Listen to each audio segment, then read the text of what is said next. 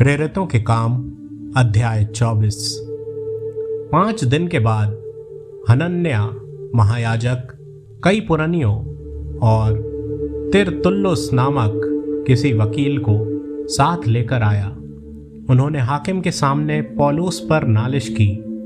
जब वह बुलाया गया तो तिरतुल्लुस उस पर दोष लगाकर कहने लगा, हे महामहिम फेलिक्स, तेरे द्वारा हम में बड़ा कुशल होता है और तेरे प्रबंध से इस जाति के लिए अनेक बुराइयां सुधरती जाती हैं। इसको हम हर जगह और हर प्रकार से धन्यवाद के साथ मानते हैं, परंतु इसलिए कि तुझे और दुख नहीं देना चाहता, मैं तुझसे विनती करता हूँ कि कृपा करके हमारी 2-1 बातें सुन ले, क्योंकि हमने इस मनुष्य को उपद्रवी और जगत के सारे यहूदियों में बलवा करने वाला और नासरियों के कुपंथ का मुखिया पाया है।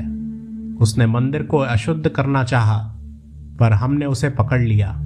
हमने उसे अपनी व्यवस्था के अनुसार दंड दिया होता, परंतु पलटन के सरदार लूसियास ने उसे जबरदस्ती हमारे हाथ से छीन लिया और मुद्दइयों को तेरे सामने आने की आज्ञा दी।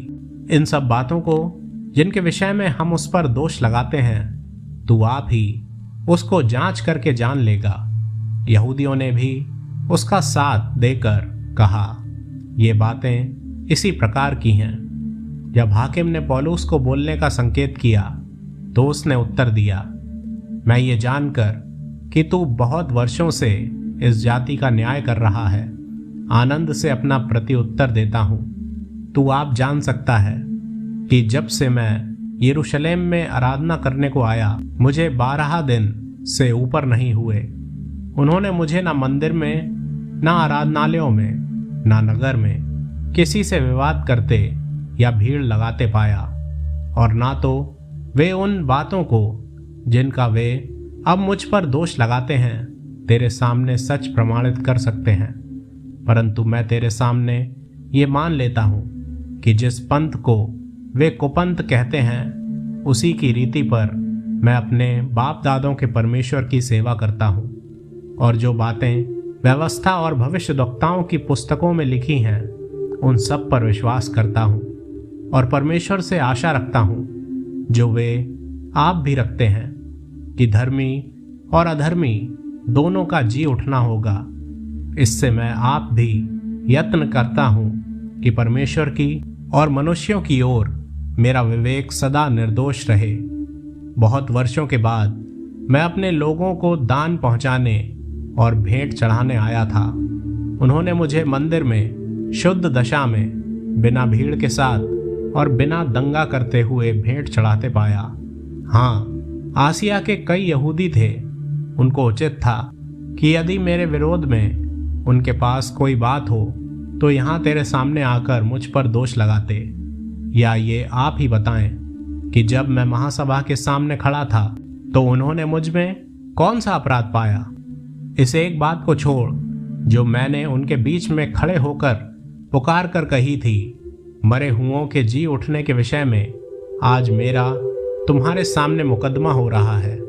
फेलिक्स ने, जो इस पंथ की बातें ठीक ठीक जानता था, उन्हें ये कहकर टाल दिया, जब पलटन का सरदार लूसियास आएगा तो तुम्हारी बात का निर्णय करूंगा। और सूबेदार को आज्ञा दी कि पौलुस को कुछ छूट में रखकर रखवाली करना और उसके मित्रों में से किसी को भी उसकी सेवा करने से ना रोकना। कुछ दिनों के बाद फेलिक्स अपनी पत्नी द्रुसिल्ला को, जो यहूदिनी थी, साथ लेकर आया और पौलुस को बुलवाकर उस विश्वास के विषय में जो मसीह यीशु पर है उससे सुना। जब वह धर्म और संयम और आने वाले न्याय की चर्चा कर रहा था तो फेलिक्स ने भयभीत होकर उत्तर दिया, अभी तो जा, अवसर पाकर मैं तुझे फिर बुलाऊंगा।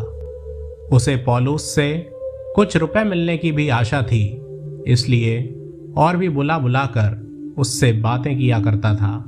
परंतु जब 2 वर्ष बीत गए तो पुरकियुस फेस्तुस फेलिक्स की जगह पर आया, और फेलिक्स यहूदियों को खुश करने की इच्छा से पौलुस को बंदी ही छोड़ गया।